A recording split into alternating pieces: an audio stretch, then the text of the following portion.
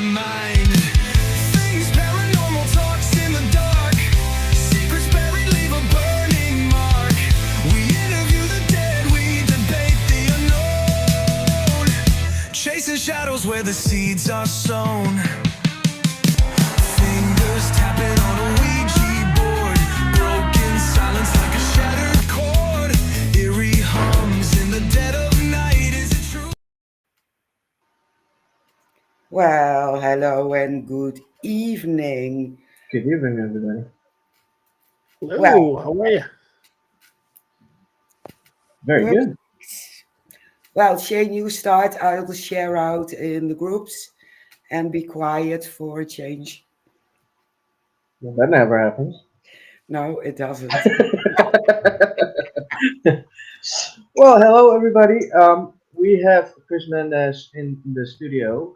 How are you doing, buddy? I'm good. How about you guys? How are you guys Yeah, doing? we're doing good. Now you're here. So So that's good. I, I gotta say the intro is 10 out of 10. Oh, thank you Awesome so much. intro. You make me blush. uh, good. That's good. That's a good thing. No, thanks. Um, would you like us to do us a favor and introduce yourself? What do you do? Who are you? And how Yeah, did of you course. start? Sure. Um, so I'm Chris Mendes. I been doing the paranormal, been investigating the paranormal for since 2017 now. Um, I pretty much I've been on a couple different documentaries on scarednetwork.tv. I'm now part of the Signal Network, which we're working on new projects and just going out and doing different investigations. And one of the things that I like to do is basically just do investigations without knowing the locations, then sort of going back and looking into the history of the property to see if that, for whatever reason, matches to the activity that you're actually getting in these locations. And that's something that, like I said, I've been doing for a little while now. Of course, when I first started out, that was not how I was doing it. I was just going out and doing it, learning along the way. But it's still a learning process. That's we all know. Oh, yes, it is. Definitely is. Um, I thought you wanted to ask something. Oh man, There implies your question. Well, like you said, you started out like regular investigators, and now you start doing investigations without knowing any history. Can you tell viewers and listeners how you think these buildings are going to be haunted if they are? sure. I'll rewind it back a little bit. I'll tell you why I started doing investigations that way. Um, when I was the reason I got involved in it is because of my own personal experiences. The main experience I had was at a house that I used to live in. Honestly, before like actually doing anything with the paranormal, I didn't believe in it. I thought it was BS. I didn't think it was real. I think a lot of it was made up until I had my first experience. I was spending a lot of time at my old house by myself, and one of the very like first realistic experience that I had happened to be like a little girl coming up as I was watching TV, and I hear clear as day, "Can I have some chips?" At that time, I looked over because I have two kids of my own, two girls, and it's like, "No, you can't have no chips." So I looked, I looked over. I'm like, "Oh crap! Like they're not here. There's nobody here. It's nobody in the house." I'm like, "Ah man, something's going on there." So after that, I started hearing more and more things around the house to the point where I ended up calling a buddy of mine who was real big into the paranormal. Um, and he started doing an investigation of my old house. And within 20 minutes of setting up for the investigation, he set up several recorders in different locations. It was five total recorders. It was the old school Zoom recorders, and the batteries died within 20 minutes on all five recorders. So we started switching the batteries out, and I was walking with him. And luckily, we had a camera facing down the hallway, which covered all the rooms. And we had a recorder that we had just changed the batteries to in the living room of the house. Once we get to my bedroom, which is further away from where their living room was located, you hear, I heard, I'm not going to say you hear, I heard a woman clear as day saying hello. And it sounded like the old school, like microphones with the toy microphones with the little spring on the inside. where it has that bassy echo. So I hear that, and I hear it clear as day. I heard hello, and I looked over at my buddy Mike, who was the one doing the investigation. I'm like, yo, did you hear that? At this point, I'm freaking out. So I'm like, I definitely heard that. There's nobody in the house. We had completely isolated the house. The people that were also investigating were outside, inside of a shed, watching everything live from the different CCTV cameras that we had in the house. And he looks over at me. He's like, "Nah, I didn't hear anything." I'm like, "I swear to God, I just heard a woman saying hello." I freak out. I got so excited that I actually went over. "Hey, Courtney, how are you?" Courtney's actually a really good supporter, really good follower. She is amazing. They have their own podcast also. Cool. Hill City Paranormal. They're pretty cool people. But so I go back and we listen back to that recorder where we had just changed the batteries in the area where I heard the woman saying hello. And clear as day, you hear the same exact bassy female tone with like that bassy like echo saying hello the same exact way I explained it. And from that moment forward, I knew that it wasn't just me experiencing some of this stuff. It was actually happening.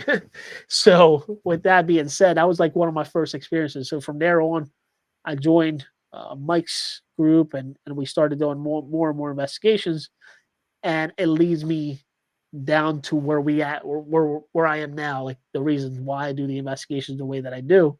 And one of them was actually a residential case that we worked on. The lady was having issues at her home. The time her ex boyfriend had passed away, he passed away in the car accident. And anytime that she would bring like somebody she was dating at the time to the house, things would go haywire in the house. Like she would have drawers open, she would have all sorts of things. So we started doing an investigation. We started focusing on it being, the ex-boyfriend, which is what we originally thought. Um, After several hours of investigating, we weren't getting anything. The only thing that I kept hearing was a very like weird sound. It sounded like glass. It almost sounded like a wooden pencil hitting glass. And I heard that from the minute I walked into the house and throughout the entire investigation. So, being that we weren't really getting anything, we ended up kind of shifting the investigation into what I was hearing. And long story short, we came to find out that it was actually her grandfather, had nothing to do with what she had originally told us. Um, Her grandfather had given her it was some wooden brushes, paintbrushes for her children, that she wanted them to keep safe, and it was like very sentimental to him at the time when obviously he passed away. Well, she had recently pulled him out of the box that he had given her in and had given them to the children, and they ended up breaking one of them, and that's when the activity ended up picking up. So I started tracing the sound that I was hearing from, and actually led right back to where all the brushes were inside of a glass vase. Um, I took one of the little brushes and I tapped the vase, and it was the same exact sound we were hearing the entire night. Once we started focusing on that, we started like actually getting more activity and interacting with what was there. But that's one of the things that actually started shifting my mindset on really not focusing on the information that you have at hand and just focusing on the location itself and seeing how the location speaks to you, and just focusing on the things that you're getting without really focusing on the knowledge that you already have beforehand. And that's kind of where I'm at now. That is amazing. Yeah. Yeah, it makes sense also because people jump into conclusions, and sometimes they completely have it at the wrong end, and it's something different. Yeah. Yeah, It's interesting, because it was definitely one of those things that, not really knowing at the time, like, how to conduct investigations, and I was like I said, it was a learning curve for me, but it was also a learning curve for the groups as they were doing it a lot longer than I was doing it.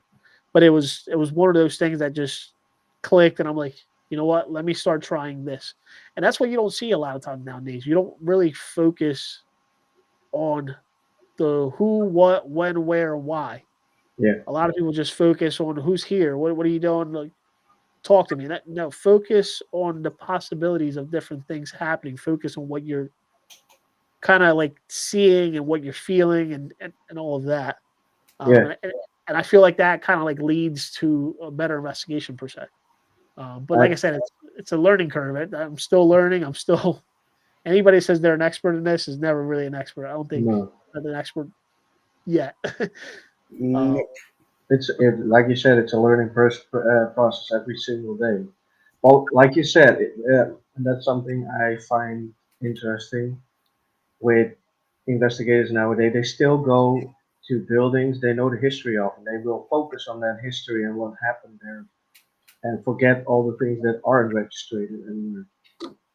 So, like you said, who are you? What happened to you? And they continue on. Like, did a fire? If, for instance, if there's a fire in a building, there was a fire there. They will focus on that fire. And like, yeah, but there's more people who could have died there. Why don't focus on that one? So it's very good to do investigations without knowing the history, and then afterwards find out what the history is, and then it copes with the investigation. yeah, Yeah, I like it's, that. def- it's definitely interesting. And then the more, like I said, the more I started focusing on that, the more I started trying to study like the pareidolia aspect of things. Like, you go in there with that mindset already. So your brain's automatically going to be looking for those responses. You're going to be focusing on those responses, and your brain will play tricks on you. yeah, It'll make you think like, did I hear that? Now your brain's trying to put two and two together. Now you're going to believe that you heard that because that's what you were originally thinking of. You know what I mean? Which is, which like I said, like, it's just interesting in itself. I can go in a whole black hole about this. I felt a black hole, like literally just looking different possibilities, different ways of trying to understand and trying to bring more credibility to the things that you actually see Yeah, and the experiences that you have. And that was probably one of the best ways that I can think of. But yeah, so that's kind of where we're at. um, since then, I've been, like I said, traveling all over, just investigating different locations. And just having, as of recently, I've had some really good captures. And I'll tell you what, there's for as good of the amounts of captures that I have an equal amounts of no captures, of no activity, no. Literally, like there's times where I've gone to a location investigated. It just happened this past time. I went to 3 different locations to film for the Signal Network, and one out of the 3 locations was extremely active. The second one we didn't really get anything, and then the second one we had like maybe 1 or 2 things happen. Uh, but that's always fun to me. When I don't get anything, I actually get excited because you're doing the right thing. Like you're like not focusing and looking at everything, trying to find like an explanation for everything that you see. Um, yeah, which I think is neat. yeah, it is. And it's my favorite way to do investigations. I jump in completely blank, don't know the history, don't want to hear complaints from the people who live in a building. I don't want to know. I just don't want to know. Because you are so much more open to more possibilities, and you have more focus on the normal things. Is it the plumbing? Is it electricity? Is it the wood floor? And I'm in my head, I'm always debunking. Can I do this? Can I do that? Can I recreate.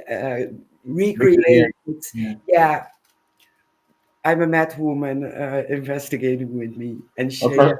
trust Yeah, me, she'll jump off stairs to find out if it's dead or something. yeah. Yeah, She'll jump listen. right in front of the camera like, ah, it's funny. Has there been a time where you guys have actually like been scared at a location that you've investigated, or have actually like made you run or like scream or? No, I made myself scream. I don't know if that counts. I What was I about you, was in Gary? the I was in the forest outside investigation, and I stepped back and I scared myself by stepping on the branch, and the branch grabbed my ankle. That scared the living shit out of me, and I was like, "What the fuck was that?" I looked Yeah, down. I was like, "Oh, it's a branch. God damn it!" that's hilarious. Yeah, I've actually I ran twice. I've You did? actually physically ran. Yeah, actually, the second time was actually pretty funny. I ended up pushing a friend of mine over, kind of hopped over and took off. Once I realized, I'm like, oh man, I left her behind. I had to do the walk of shame and go back to her and be like, hey, I'm sorry, you okay? What made you run? What made you? Uh, What yeah, it's a happened? funny.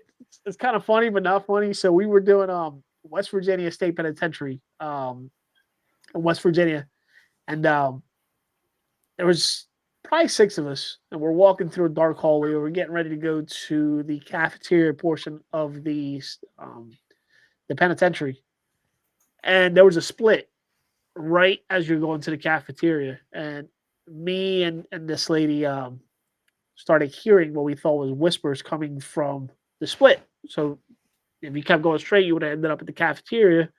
But the one area was the area where we were hearing the whispers and the very faint talking. So we ended up following it, not realizing that we completely split off from the group. Now the group had kept walking towards the cafeteria area. We were still making our way to the voices, and we get to a certain area where like it's pitch black in there, so I really couldn't see. I was just looking through the night vision camera in my hand, and I all I can remember is actually like stepping on the floor is like a little kind of like a hump, like as it slightly goes up, like the floor slightly goes up, and as soon as my feet hit the hump, I actually stopped because the voices stopped. So we're sitting here like now trying to re kind of gather ourselves and try to figure out like where we're at.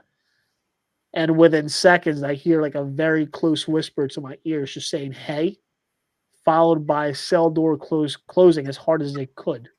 And I don't know if you're familiar with those old penitentiaries. They're empty. The hallways are very empty.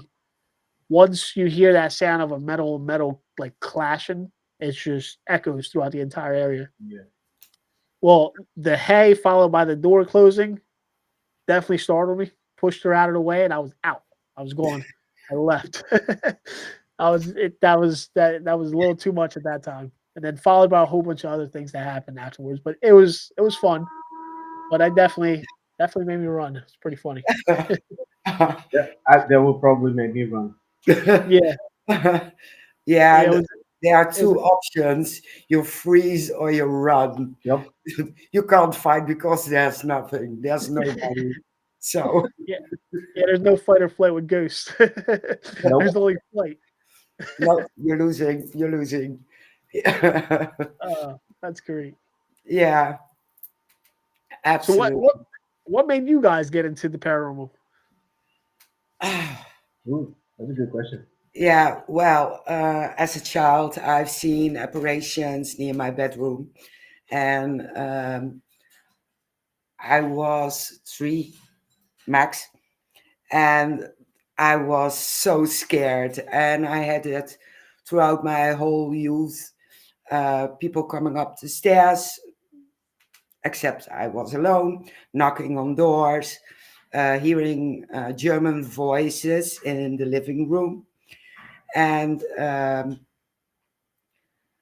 I played a Ouija board, of course, and we connected and got German answers. And then when I was 18, I met my biological father, and he's psychic. And he told me all about the paranormal, and I was hooked.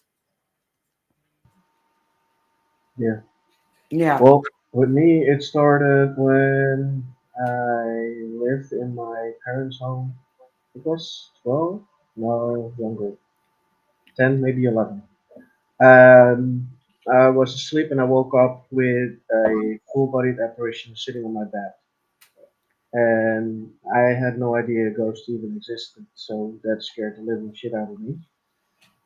I didn't know I could be so white, but I was white. And I put my blanket back up, and after I think 15, maybe 30 minutes, I came back up to see if it was still there. Later on, I found out he's my spirit guide, and he is my great grandpa because I saw him the way he was when he died. And I saw a picture at my mom's old photos, and I was like, "Who is that man?" I saw him, She was like, "That's not possible because he died when you were one." And I was like, "Excuse me, what?" And that's the moment I was like, "Okay, so spirits exist. What can I do with them?" And then I found my then wife, now wife, then a friend of mine, and she was very spiritual and believed in the paranormal. She practiced witchcraft and everything. We got to talk, and we've been friends ever since, and we've been doing things in the paranormal ever since we were 10, 11. We started Oh wow, investigating when I was 16, so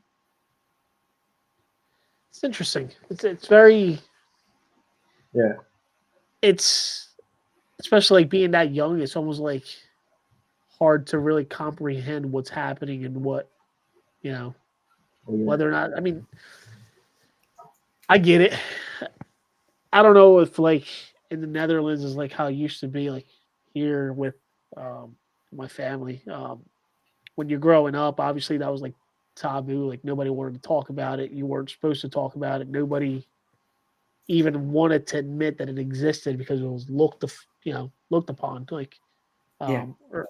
so I remember like when I was younger having similar experiences, but I was always told to just keep your mouth shut. That's not real. You're just seeing things, and you've kind of like I feel like we've kind of like grow out of that like ability to be able to see and hear things. And it's not until like we probably get older now that it's becoming more normalizing. I think a lot of people are being able to see and hear things more than what they were used to. yeah. But that's definitely interesting. Yeah, I do have to say, and I have to admit, my family never said I didn't have to talk about it because it's bullcrap or whatever.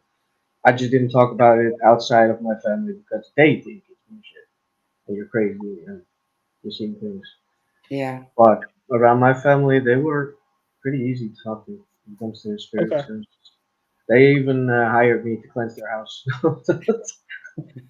They do that. So Yeah. they believe enough to let me cleanse their house, So I never had That's that problem. But my wife, she did have that problem a lot. Yeah, she okay. did. Yeah. She was not supposed to talk about it, and it was all in her head, and she was crazy. But Yeah. she learned to live with it. And like you said, Yeah. it became easier as soon as she got older for her. Yeah. Especially when you come around other people that are actually doing it and you feel more Yep. comfortable talking about it.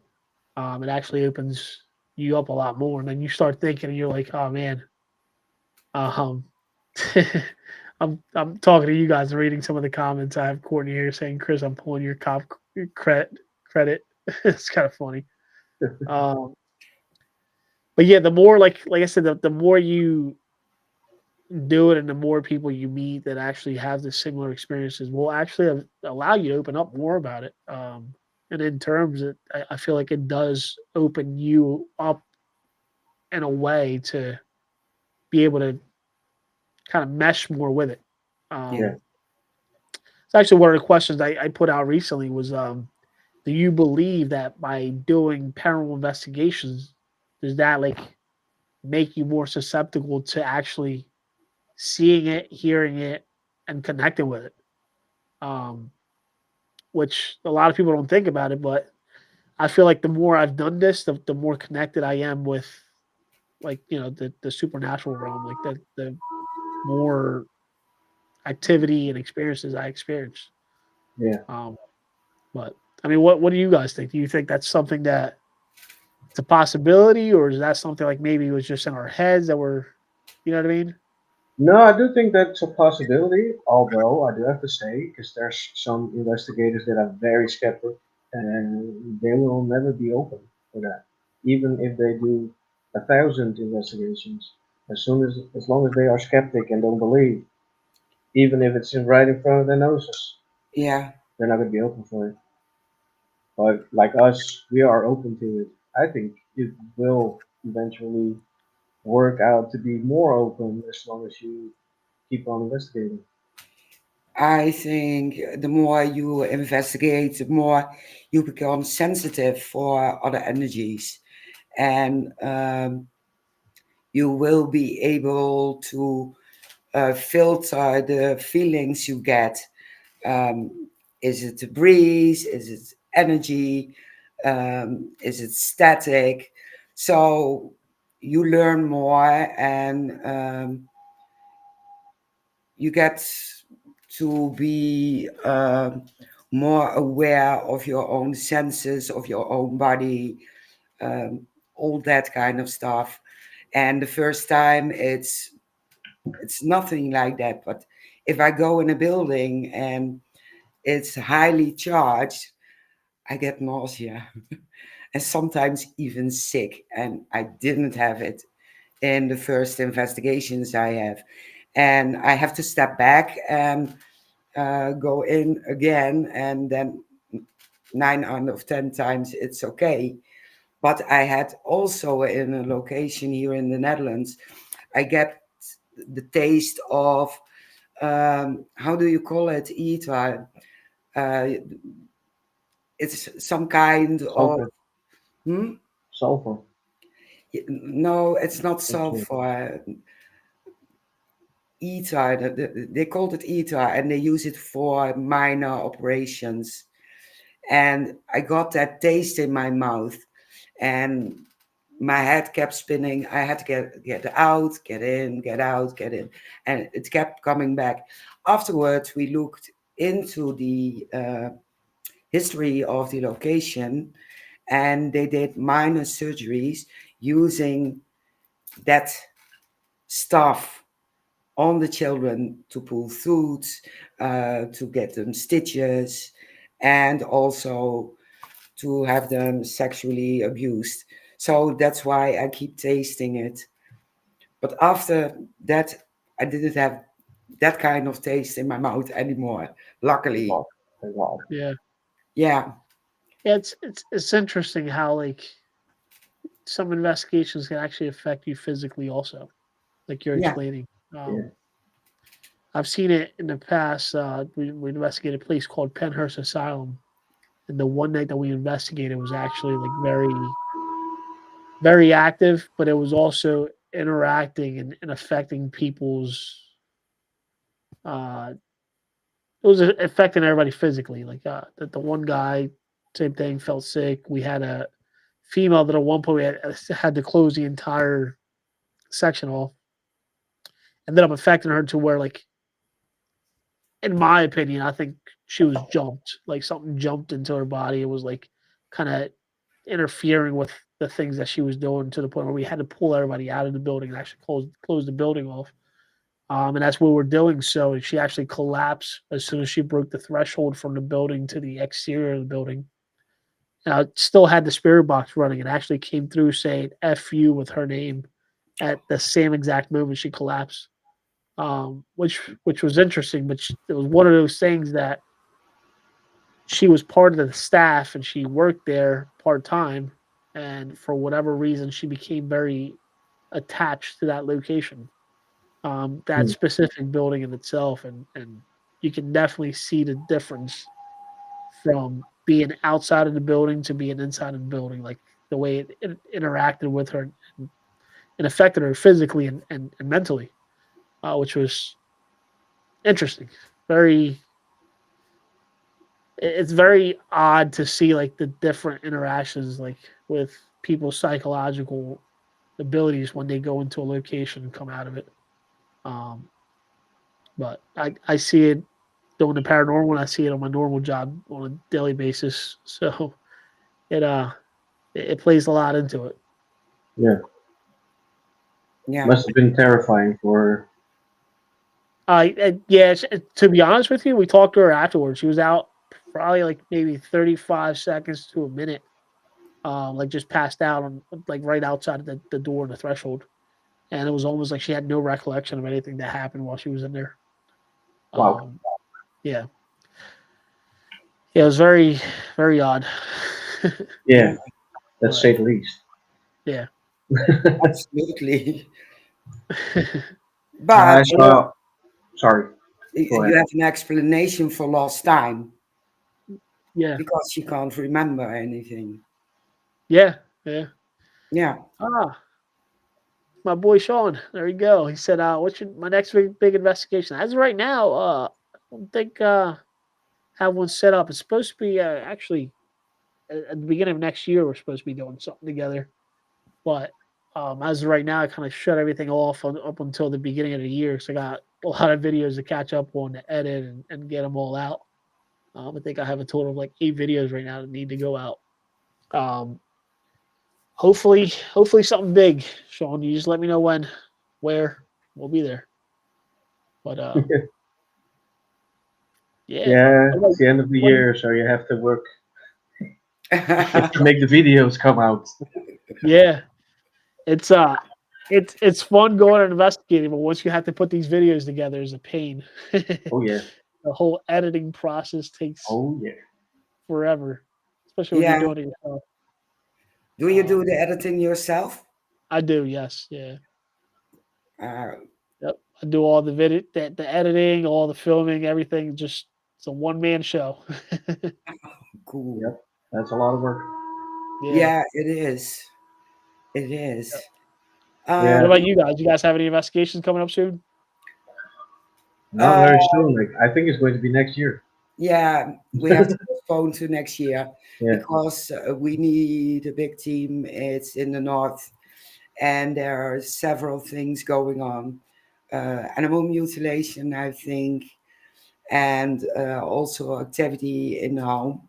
And it's not a location to go on your own or just the two of us. So we're trying to reach out to a few investigators and to yeah, go there with a group.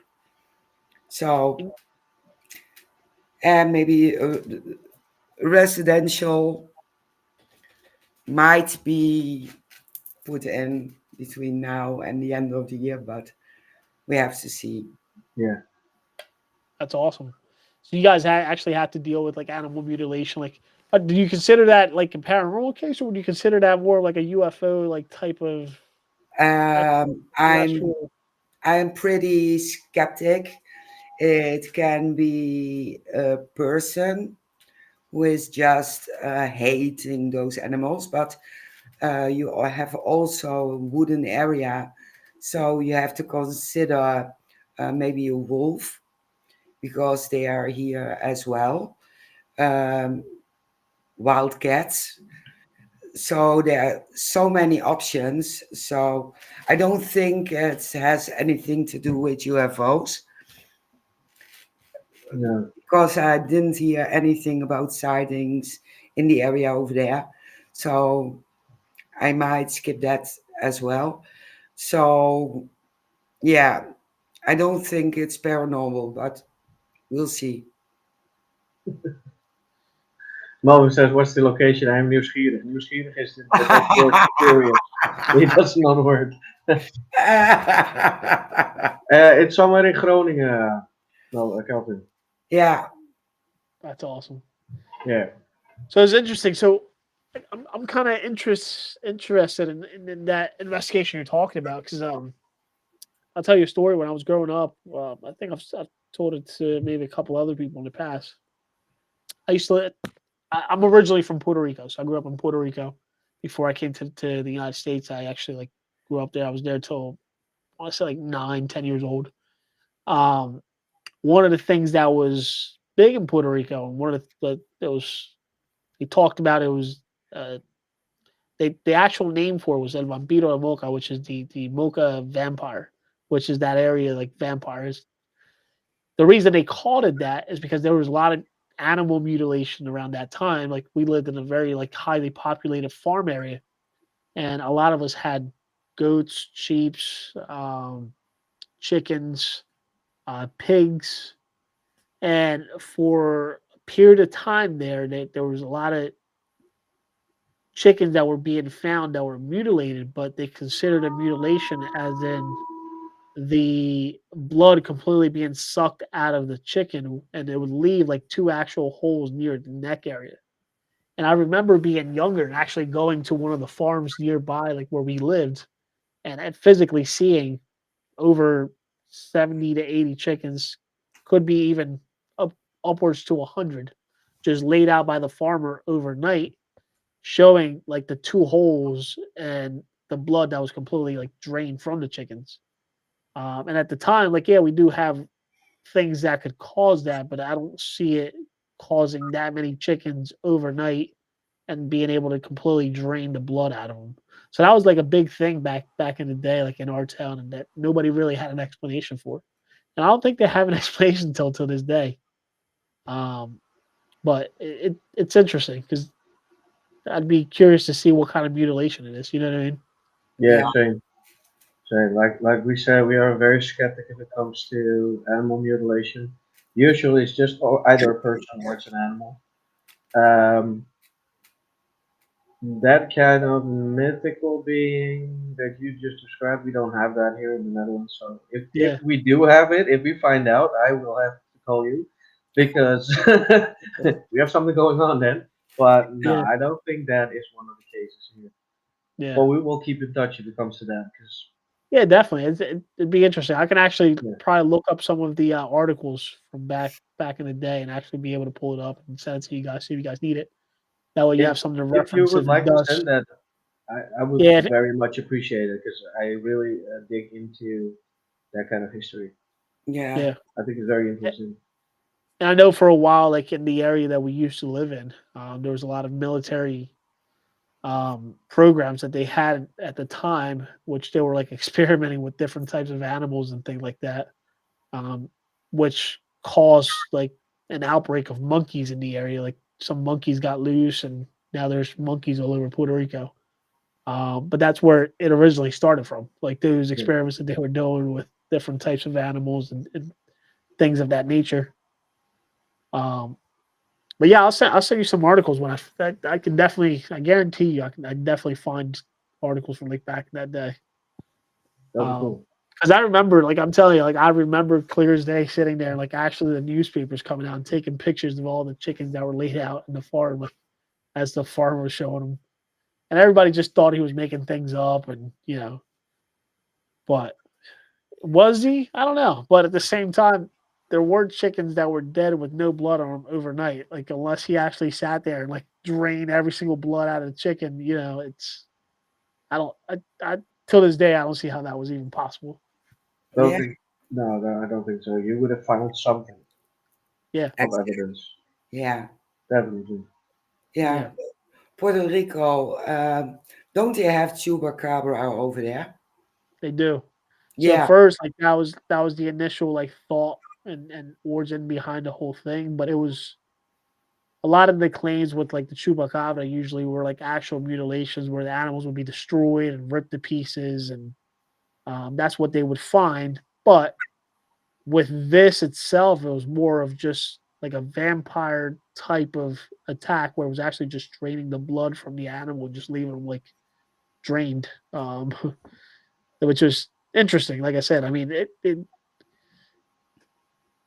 I don't know if the story itself is more interesting to me only because I was actually able to witness the animals that were drained from it. You know what I mean? But then again, I was younger, so maybe in my head it was a lot worse than what it is. But like I said, it went around for quite some time. Like that was like the big old new chupacabra style of that whole Puerto Rico section. Um, actually, let me see if I can find it. Maybe I can share it with you if I can find it real fast. Should be able to. Yeah, let Yeah. me see. I'm type it in right now. I'll tell you.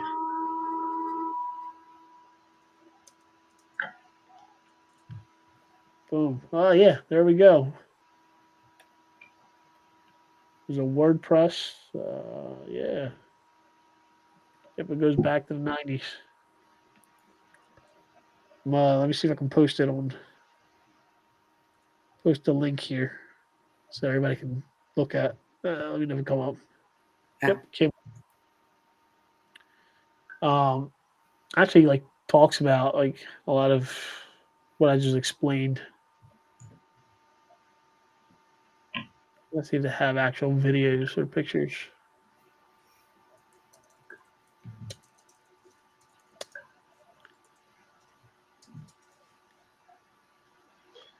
Yeah, like I said, I like reading about um, beings from a Latin world, Celtic, you name it. I find it interesting Yeah, because I was born in the wrong country. I know for sure Yeah, me because too. here we have nothing, or at really. least we have a couple of things which I do not find very interesting because I'm like, right, that's it. And then I read something from Puerto Rico or from the Ireland, Scotland, you name it, and I'm reading Yeah, like, oh my, why don't we have that? I want that too. See, I that's was wrong. I was born in the wrong country. Keep yeah. It saying Yeah, that. makes it, it makes you it makes you think, but then you get excited because now you want to go there and try to experience, like, you know what I Yeah. mean. yep. Yep. That's kind of that's kind of where I'm at. I've always wanted to go to Ireland to be able to go to, like, to try to do an investigation at a castle, any castle. I don't care what castle it is, as long as it's a castle. That were like one of my bucket list things to do. Yeah. I have the same problem. I'm still waiting for the lottery to fall. Yeah, Yeah, but they have beautiful castles in Germany as Oh well. yeah, they do. Yeah, and they are huge. I'd love They to are. visit. Yeah, I would love to visit. That'd be amazing. Yeah, it is. They are. yeah. They have that one castle, Frankenstein's castle, that's also in Germany. Oh, it's just marvelous. It Yeah, is. I have to look up which one it is, but I know the castle. And yeah. Yeah, big. It's not that far of a drive from here, No, so that's I need awesome. to go. I need to go. it's a road That'd trip be for next year. yeah, that'd be a next year bucket list. I have a huge bucket list. Oh yeah. Talking about bucket lists, what's yours? Oof. I think right now my top three bucket lists are, two out of the three are in.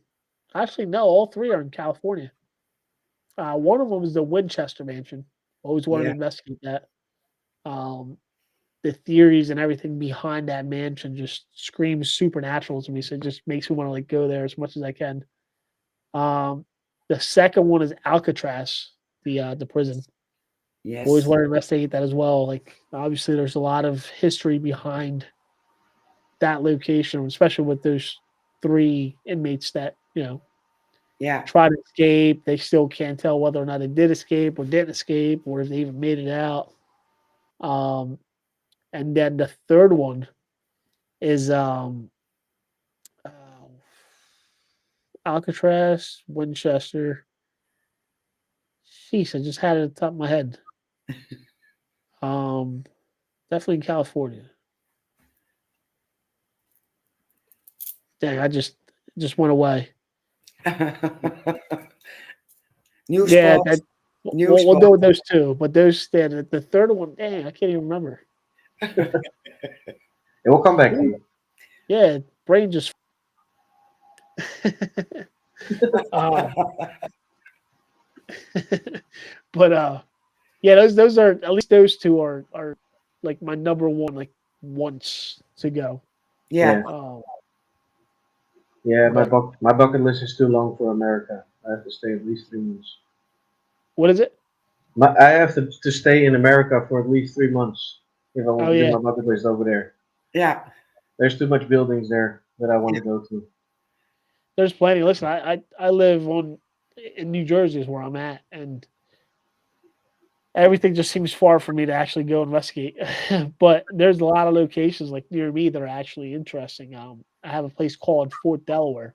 It's Fort Delaware. The second name for it is Peapatch Island. It literally sits in the middle of the Delaware River. It sits in the middle of the river. It's a little island. It's a fort. So they used it back in World War II. I believe it was World War II. yeah, Um, and that place is active. The only way to get there is with a boat. You get there, and we investigated it twice. Um, and you'll see and hear some stuff. The most craziest thing I think I've ever seen there was my first. I wouldn't even say full body apparition, 'cause it wasn't a full body apparition, but it was actually like a visible, like, apparition you can see with your naked eye. Like, we ended up seeing what looked like a soldier's foot with his boot, and you can see his uniform, like the stripe on his uniform pants, coming down as he was like taking a step. And it was like misty. It had just rained that day, so there was some little fog outside, so it made it even creepier. Um, but it was me and the guy that was running the whole paranormal investigation, and we ended up seeing it, and we both looked at each other. I was like, "Nah, we didn't see that. Like, there's just no way, no way we saw that." We both described the same thing. So till this day, I mean, I still never forget that whole moment. Nobody else was there to see it other than just me and him. There was no cameras or nothing, so you can't really, there's no evidence to back it up. But I know what I saw. He knows exactly what he saw. So Yeah. I'll never forget that spot. It's definitely cool. Yeah, that's something I hate. I love it, but I hate it at the same time. The personal experience. I love it, Yes. but I can't Yes. prove anything. Yep. Yep. So I'll tell you what. I invested in one of those 360 cameras, and so far that thing has come in handy. I The still have most to get recent, some. I have to yeah, get one. yeah, the most recent investigation I did, I actually got lucky. To be honest with you, it was it's called the Convent Tattoo Shop and Studio, and it's actually not far from my house. The owner there, Sophia, she's really cool. Lets me investigate whenever I want to go there. So I reached out to her. I was like, "Hey, listen, like, what are you doing today? Let me go out there and investigate." She was fine with it.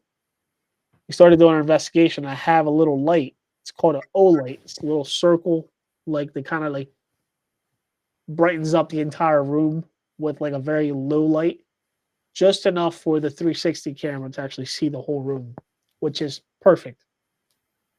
So I set the light next to the um, camera, and right towards the end of the night, I went up there to make sure the battery was still good on it, that it was still recording. So I go to reach for the light, and as I'm reaching for the light, I get very close to it, and the entire light just slides across on the wood portion of where it was sitting on. And it's a slid across. Uh, You can see me on the camera because you can pan and tilt the camera all over wherever you want to look at. I was like, that just didn't happen. Like I was in disbelief that it happened. Like I couldn't believe it. So thank God there was somebody else there next to me that saw it happen. They're like, oh, like that light just slid across. I'm like, yeah, that's what I thought. um, and sure enough, I went back to the camera. I was able to like tilt the camera down to where it actually captured the light, and you see it clear as day sliding across. Wow. After I showed it to Sophia, she actually reminded me that she had a camera facing, like a security camera facing the same area where my camera was facing.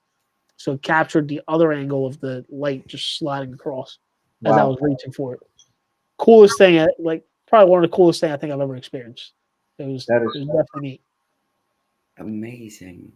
Yep. Um, But she has so that I don't know if you guys are familiar with it with that tattoo shop, but that tattoo shop has been on Ghost Hunters. Uh, Uh, yeah, I think I've seen it on one or two shows.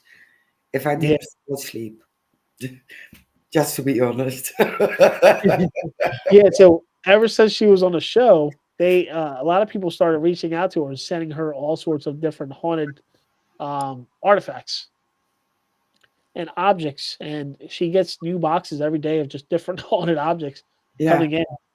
So much so that she ended up making a whole museum in her basement of just all these like haunted objects, and the museum is not even big enough to hold everything. It still like lingers around the entire tattoo shop, and there's 3 stories.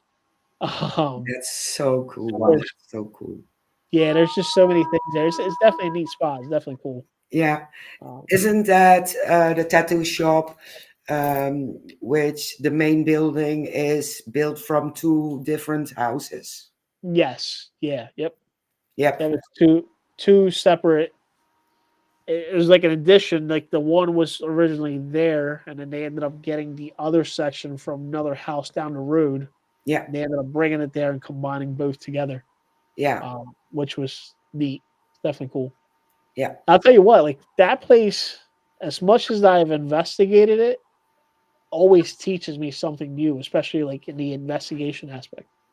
One of the coolest thing I captured there I think my video's on the Signal Network of my investigation there.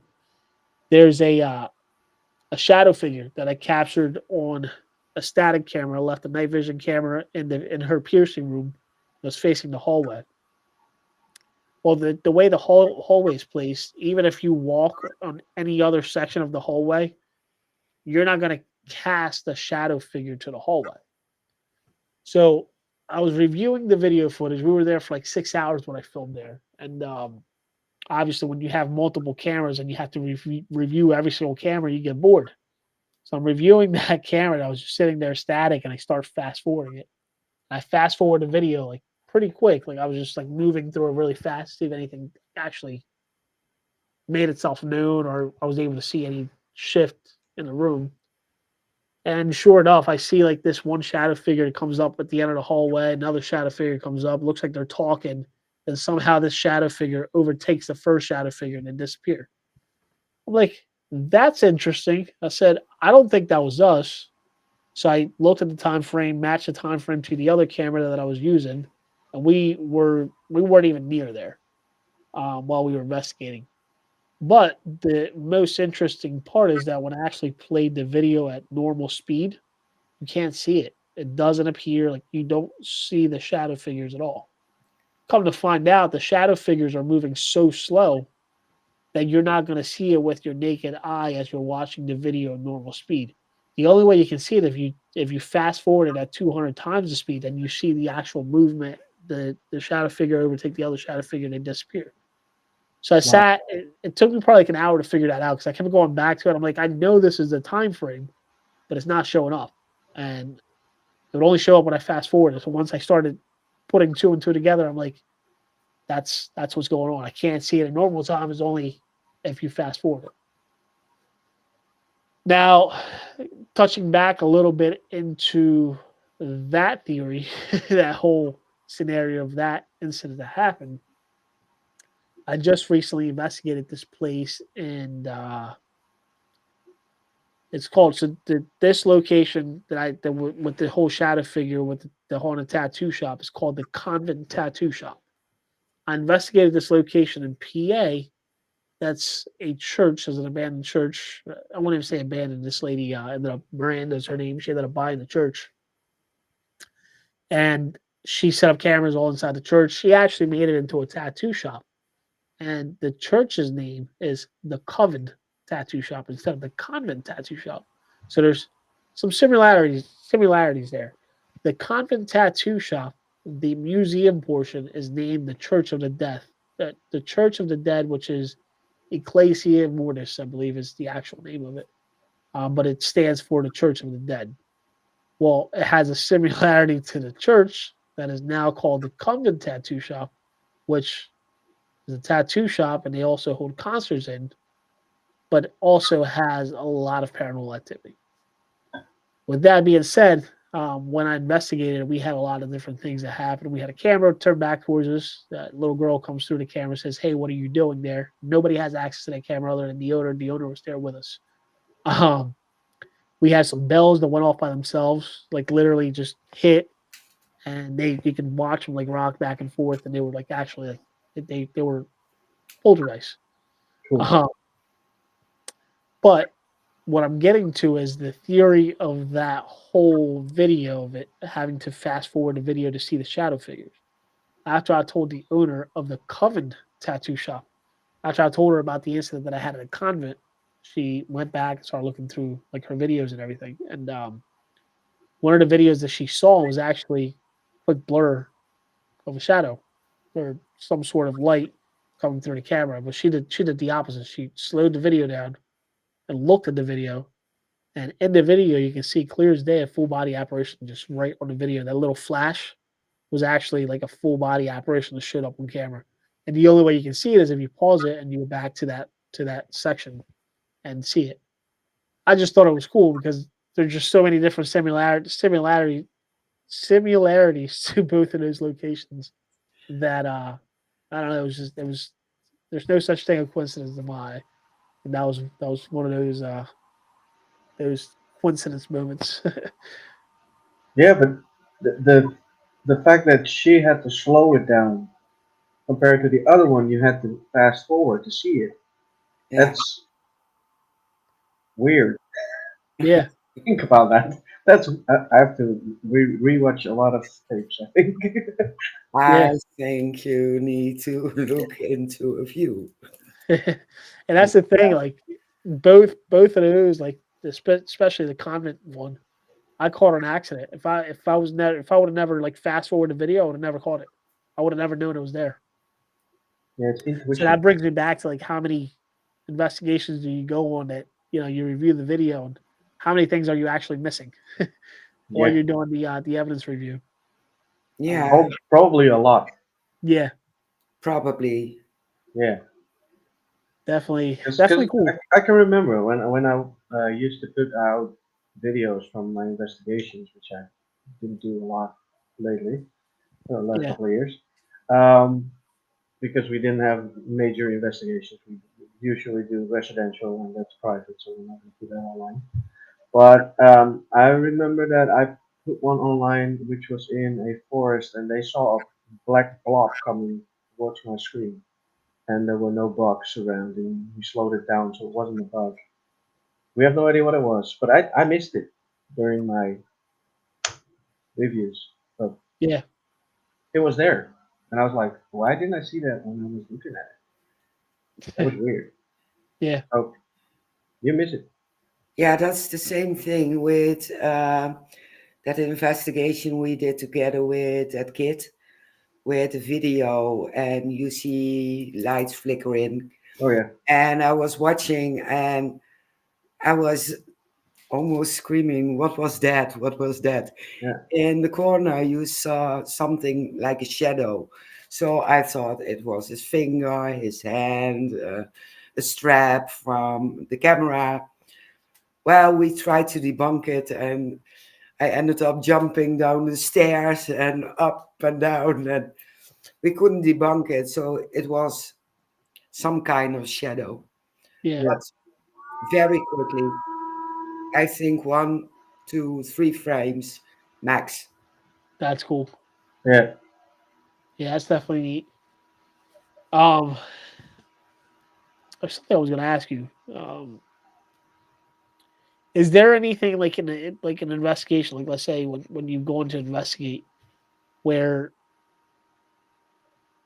anything that you've captured where you've actually like not realized what it was up until somebody else reviewed it?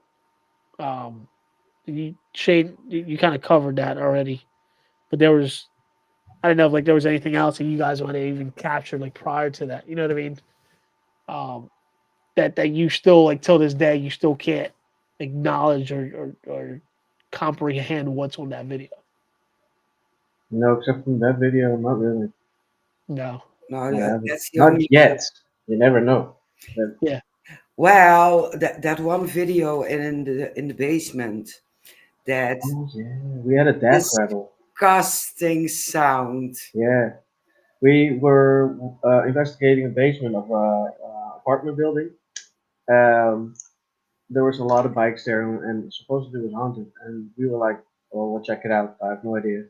I'm open to everything, so we just started walking around, filming it. Didn't hear anything during the time, and as soon as we started reviewing it, my wife helps me review the EVPs because she has a good hearing for it. And she was like, "Oh my god, that sounds horrible." And I was like, "What? What did I do? What did I do wrong?" I thought it was me. And she was like, "No, no, no, it's not you. Listen to this." And I put on my headphones, and you can hear a clear as day death rattle from somebody just dying. And I was like, "Eh, that's nasty. That Yeah, sounds nasty in my ears." But yeah, that's so I have no idea what it was because we never heard That's anything during the time. that's interesting. That's cool. And as far as we know, nobody died there. no, outside. Yeah. Yeah, outside, but Yeah, outside, not not in in the the apartment building. building. No. No. Have So you looked into the property of the building at all, like to the history of the Yeah, property? yeah, yeah. we have problems there because that's the Netherlands. We do not document a lot. And So if it's there's documented, they destroy it. yeah, But I could find some articles. There was a guy stabbed in front of the building, yeah, and he died afterwards in the hospital. So that couldn't explain the sound. And there was a disaster with Huh. fireworks in the area. And if you hear loud banging, okay, we can explain it. And if you hear screaming, we can explain it. But not that disgusting, that rattling sound. Yeah. I couldn't explain it. No, no. And I That's not always with the say, I history. always say, if Mary doesn't find the history about that building, it's non-existent. Yeah, yeah, it is. It is. I live in Arnhem, and the city is well known from a bridge too far. I live on war zone, so I can find out anything. And we went to a location, and we had clear contact with two children. And during the investigation, I kept on repeating, it's not possible, it's not possible. It can't be, it can't be. There weren't any children here, not even during the war. They went outside the city. It can't be. So I kept on searching archives, and I found one article. It was the back entrance of uh, orphanage. That's where we had the investigation. oh So wow. the kids were correct. It took me 4 years to find out eventually. Just one article. They changed Wow. they changed the settings in the area, so they split up everything, and the back area of the building became a new building with a house on top, a shop downstairs. So that's what was the only mention of the orphanage on that place. Oh wow. Yeah, That's interesting because it's funny you have the kid story yeah, going back to Penhurst Asylum. In Penhurst, we were investigating. It was the same night where like everything was happening and the whole like vibe of the place was crazy per se, like the easiest word to say. Um, I was investigating in one area of the one building, and we started hearing what sounded like it was kids. But Penhurst Asylum has like a metal mesh in between the steps, so that mesh, which was always like a fence, that used to keep people from jumping over the steps back in the day. Well, come to find out, we hear what we thought was kids. We heard like little kids giggling, and I was like, they were like laughing and playing with each other. That day it had rained, and there was about like maybe half an inch of water in the basement portion of it because it leaked. Well, we hear like kids, what sounds like kids coming up the steps, running up the steps with a tin can, rubbing it on the metal mesh as they were like giggling. And I looked over at Paul, was the guy that was with me at the time. I looked over at him like, "You hear that?" He's like, "Yeah." So we ended up taking off, and we ran towards where we thought we heard it. And sure enough, we ended up finding little kids' barefoot footprints, wet footprints on the floor, on the dirt that was already built onto the actual floor, coming up the steps. I have a picture of that still to this day. Um, but there were barefoot little kids' footprints. Then we started looking back into it, and we learned that there were kids that were kept there back in the day. So a lot of kids that had that had some like developmental like disabilities that weren't quite all there back during that time frame. That was also looked down upon for families that have children with like mental disabilities. So a lot of times what they did, they brought them to this facility and left them there, like, and then they would just leave them there just for the facility to take care of them. And it's kind of sad because they essentially would just abandon their kids to this facility. And yeah, that same location where we heard it, it's actually where they used to keep the kids, which it's cool that you had that experience because it kind of like shows that there's some sort of pattern there. Like I don't know, that kind of history always kind of like comes back and repeats itself even when it's not there. Yeah, Um, Yeah, but it's cool.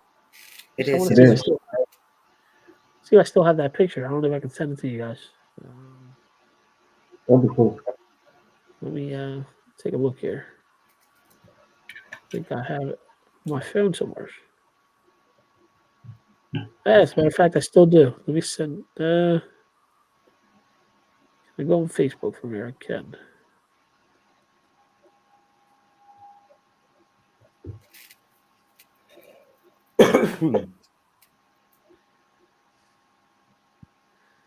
Where are we at? Here.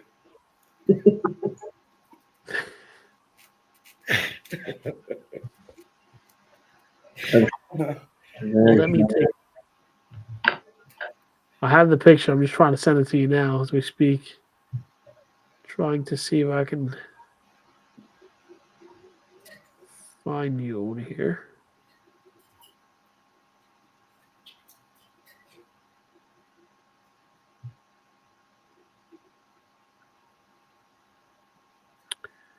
Not coming up. Let's see.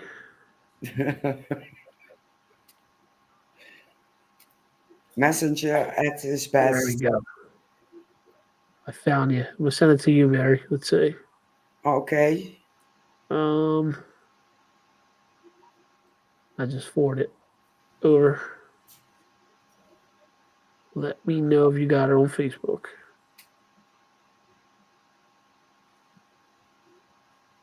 Nope. Facebook Messenger. Yeah, I'm in Messenger, but I didn't get it.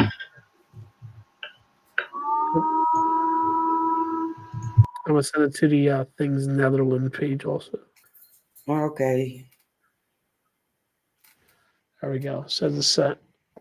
Let me know if you guys got it. Uh, thanks, Netherlands. I don't know if I Let me. can post it on this link. It'll let me post it on here. I got it. You Yeah, got it. Bill. Okay. You were a lot quicker than me. I can find it a lot quickly. You mind us showing it, Chris? No, go ahead, go for it. All right. Um, Share screen.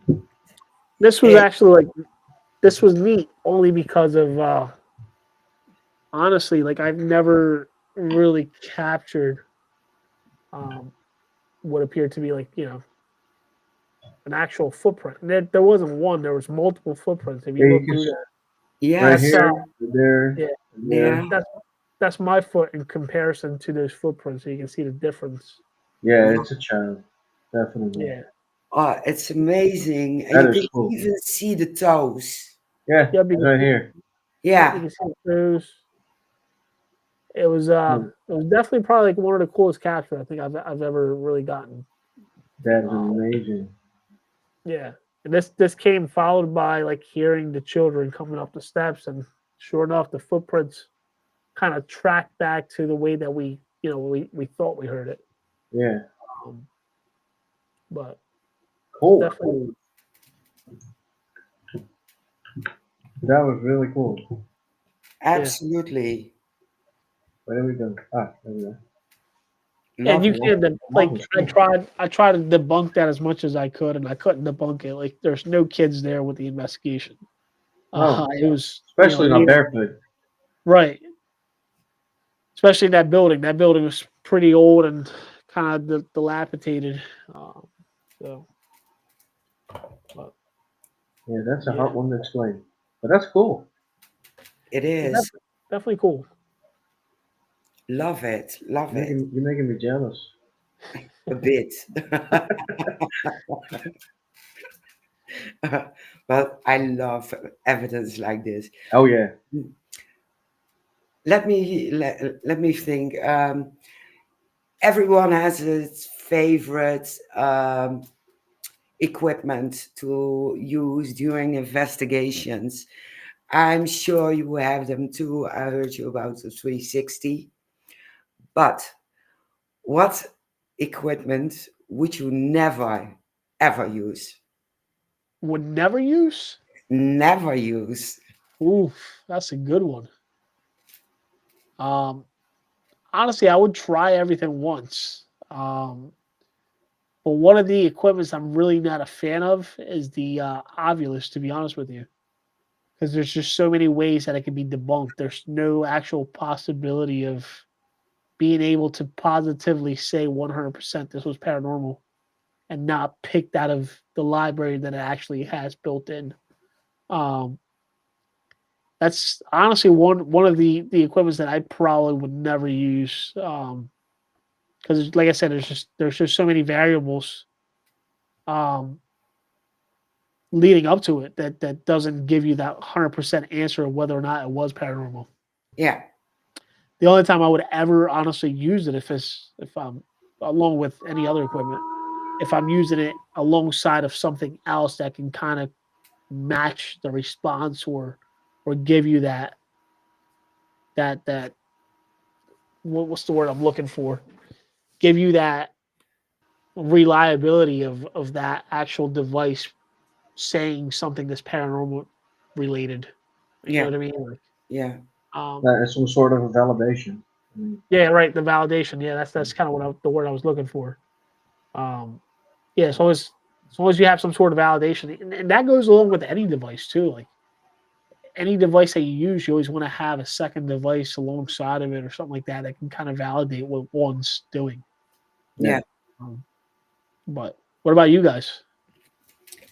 Uh, something I never use.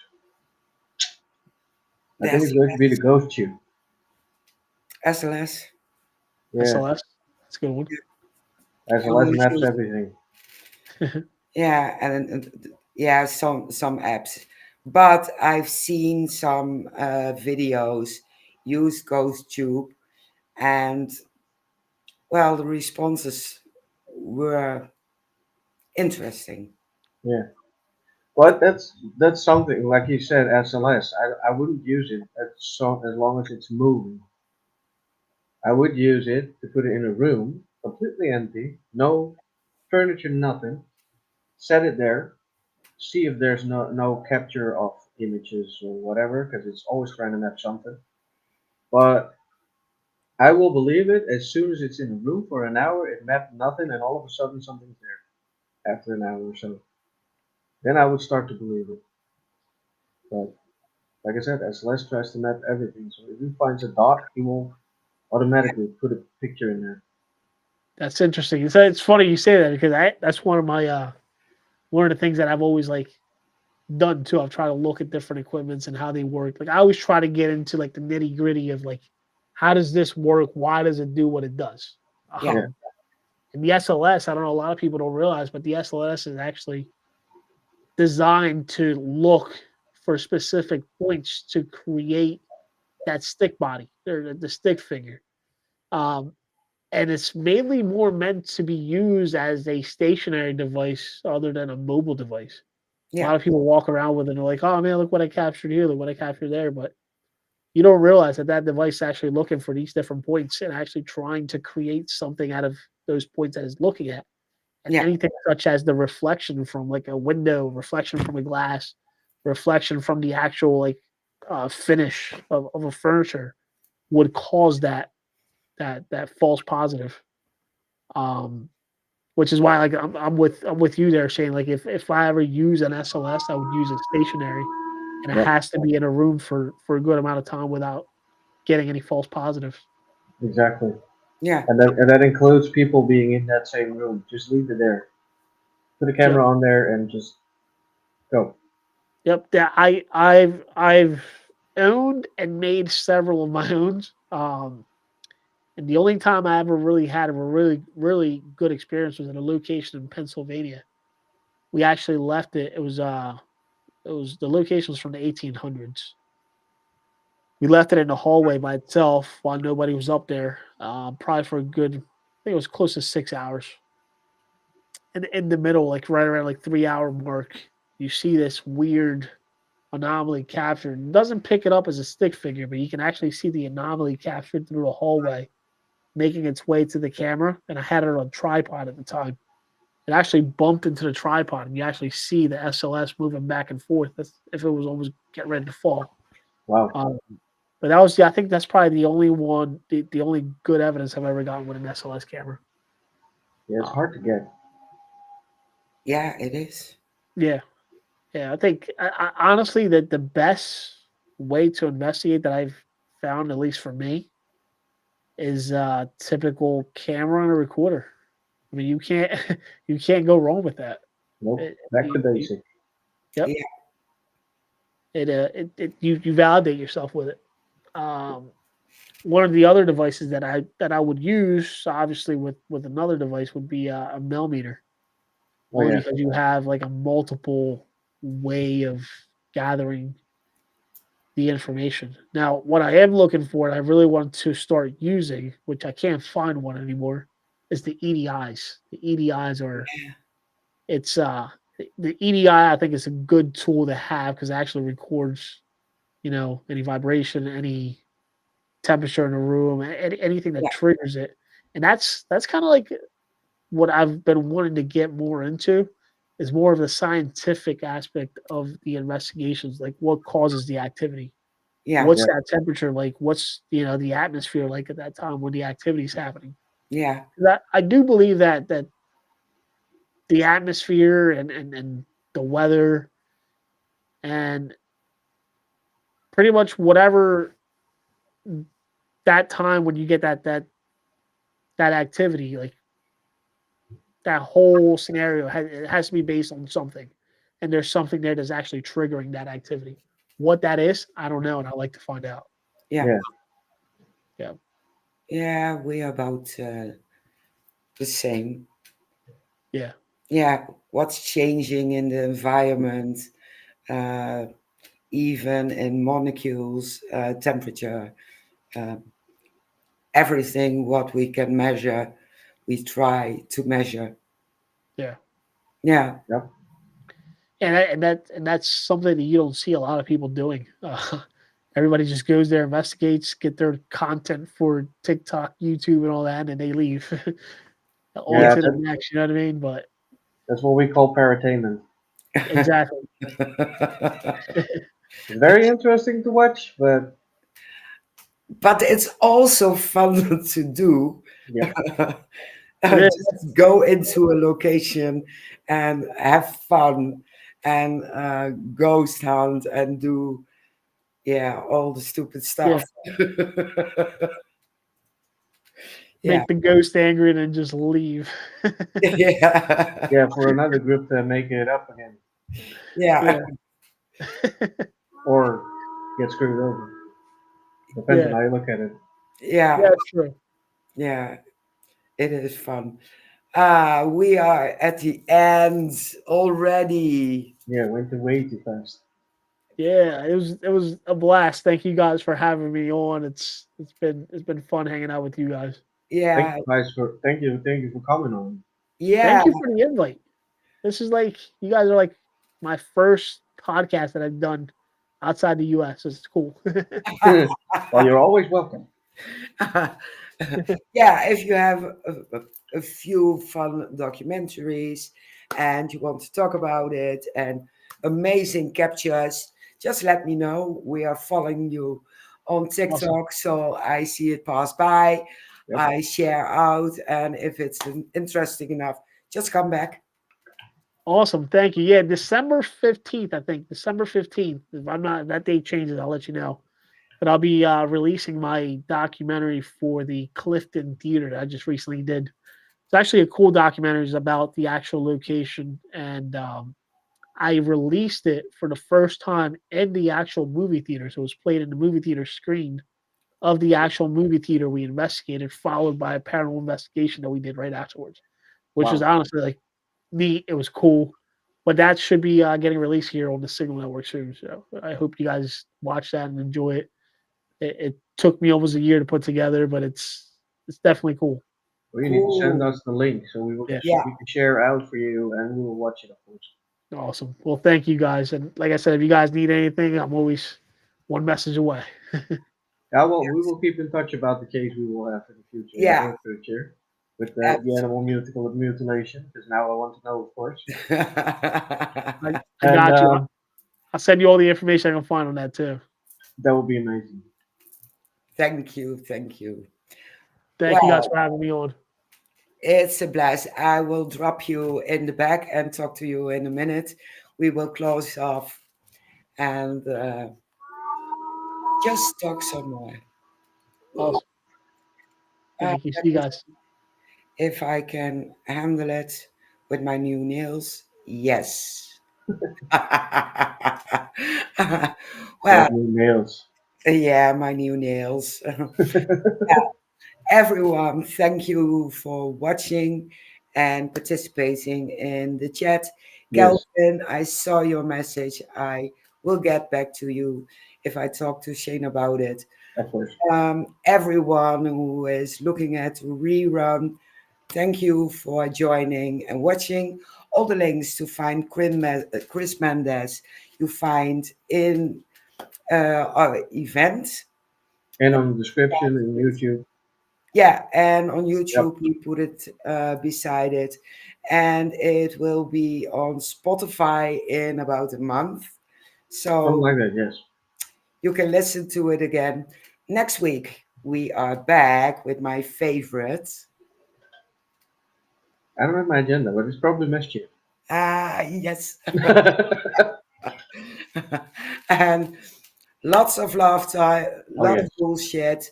Um, don't. Join in, ask questions, even if it's dumb questions, because we don't Yeah, have it dumb is, questions. and we We make. only have dumb answers. We can Yeah, do that. exactly. And we don't mind our language, so just join in and watch us next Wednesday. Yeah. And if you don't want to hear all the cursing and everything, wear earplugs because there's gonna be a lot.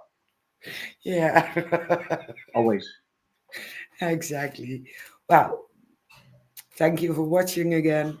See you Yes. next week. And we do the Wayne microwave. Bye. I'm ending it. Bye. Oh, you will drop in the video as well? Will I drop in the video? Yeah, I can just drop in the music. okay. Can I do that? I don't know. Can I do that? I Oh, I think you, can still do it. It's still in there.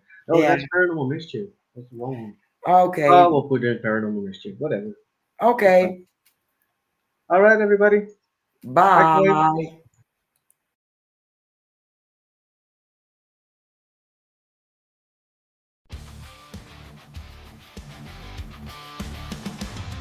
Whiskers in the hallway walls. Shadows move, but no one calls. Cold breath tickles the back of your neck. What's that? What's next? Not